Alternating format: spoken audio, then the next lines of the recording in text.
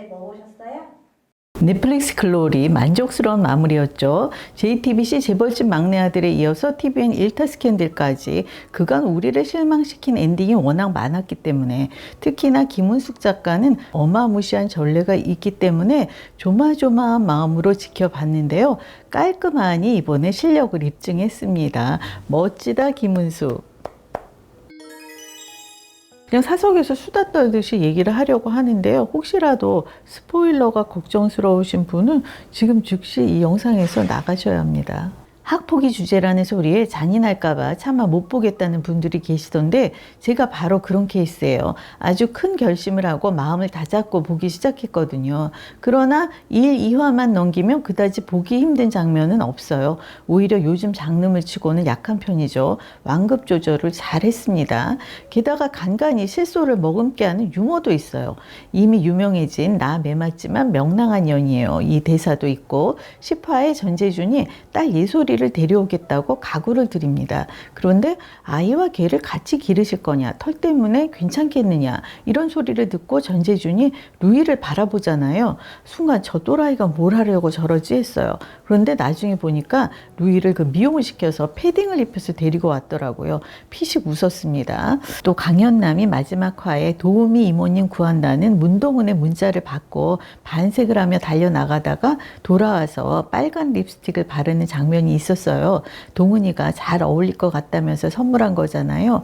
그거 바르는 센스, 배려. 그래서 제가 현남 씨를 좋아합니다. 강현남 역할의 염혜란 씨, 전재준 역할의 박성훈 씨에게 유머가 맡겨졌는데요. 두 사람이 썩 잘 살려냈어요. 이 둘 없는 더 글로리는 한코 없는 찐빵이죠 뭐. 마지막 16화에 문동은의 조력자들을 쭉 나열해서 보여줬습니다. 지질이 박복하다 싶었던 문동은에게도 속 깊은 조력자들이 존재했더라고요. 그들이 대놓고 생색을 내지 않았을 뿐이죠. 집주인도 과거 물에 빠져서 죽으려던 찰나에 서로를 구한 인연으로 뒤에서 문동은을 알게 모르게 도와왔더라고요. 물이 너무 차니까 나중에 봄에 죽자는 말씀, 그 미소, 가슴 뭉클했습니다. 공장에서 같이 일했던 성희, 그 동은이가 공부할 때 소리 날까봐 까치발 걸음을 해준 속 깊은 친구죠. 성희와 고아원에서 함께 자란 오빠들이 조직원들이잖아요. 가볍게는 대포폰, 대포차 취득부터 무겁게는 시체 유기까지 동은이가 손에 피 안 묻히게끔 꾸준히 일을 도맡아서 해줬어요. 또 동료 교사 한 사람이 단발머리 추 선생의 비행을 넌지시 알려줬고, 그 고변 덕에 추 선생은 전재준에게 죽도록 맞았잖아요. 그리고 학교 다닐 때 도와주지 못해서 미안하다며 여러모로 의지가 되어준 보건교사도 있습니다. 또 나중에 알고 보니까 주여정도 문동은의 숨은 조력자였죠.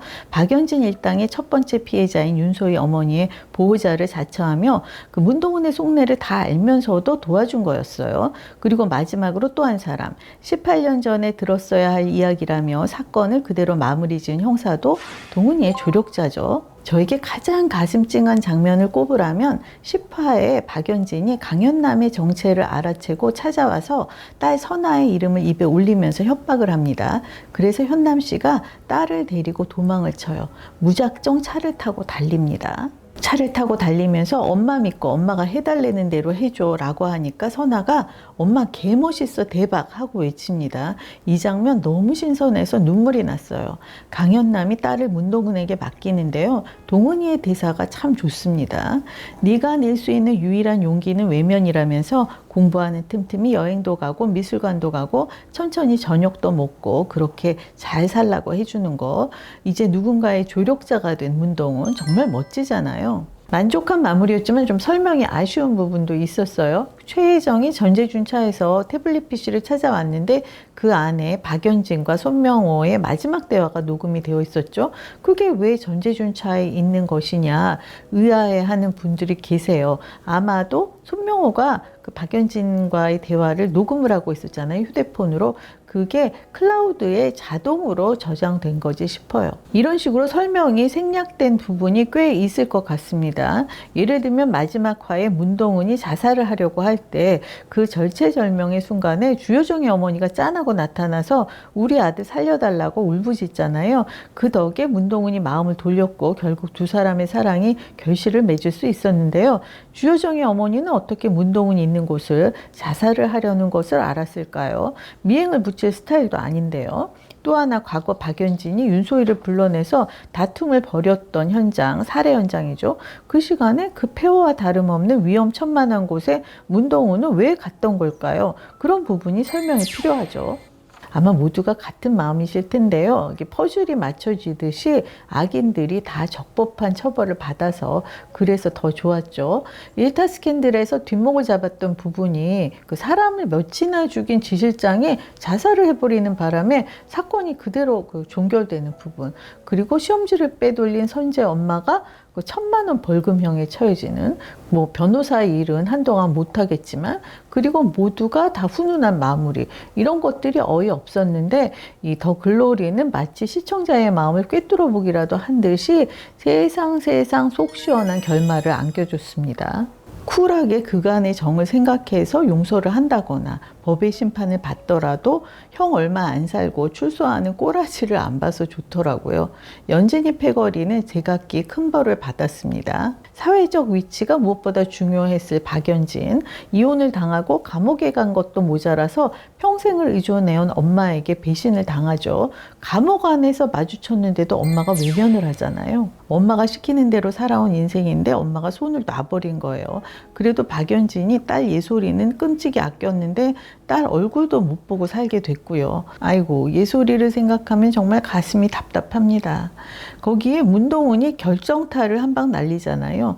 너 억울한 거 있는데 말 안 해줄 거라고 하죠. 손명호가 죽은 건 실은 경란이가 내리친 한 방 때문이었는데 그걸 연진이는 끝내 모르겠죠. 아마 내가 억울한 게 있다는데 그게 뭘까 머리에 물음표가 가득, 피가 마를 거예요.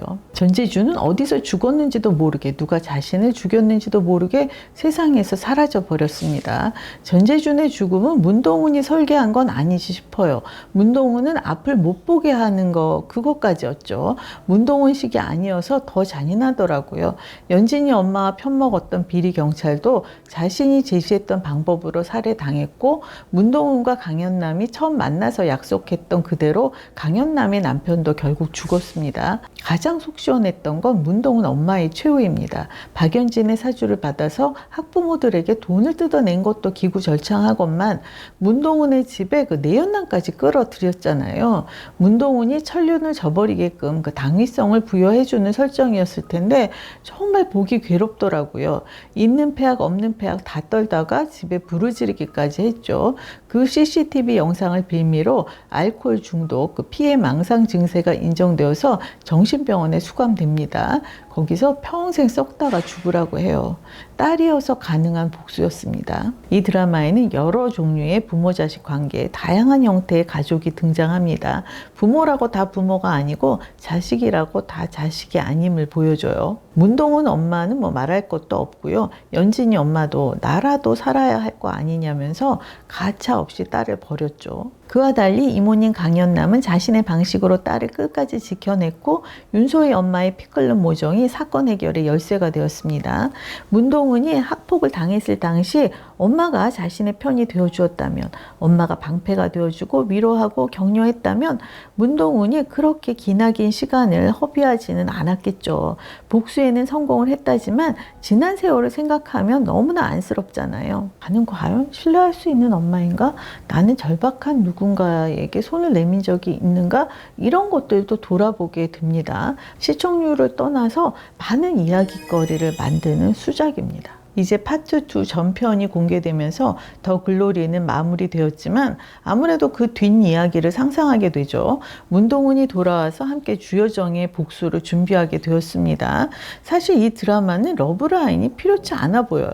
나이와 성별을 초월한 우정 정도로도 괜찮았지 싶은데, 그런데 로맨스의 장인인 김은숙 작가가 자신의 장기를 묻어두기는 어려웠나 봐요.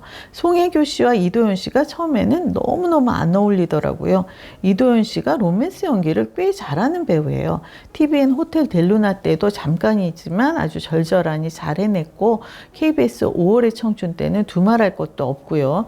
그런데 더 글로리에서도 적응이 된 건지 마지막 화에서는 또 나름 어울리더라고요, 두 사람이. 송혜교 씨가 가만 보면 작가를 심하게 타는 배우예요. 생각보다 작품 수가 그리 많지 않은데요. 오, 이제 연기 꽤 하네 싶다가도 아니 구력이 몇 년인데 연기를 저렇게 하지 하게 되기도 합니다. 작가가 맞춤 대사를 잘 써주면 연기를 아주 잘해요.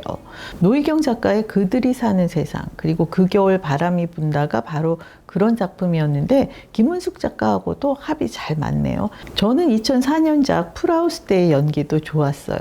어쨌든 그 모처럼 찝찝하지 않은 수작을 만나게 해준 제작진과 배우 여러분 고생 많이 하셨습니다. 고맙습니다.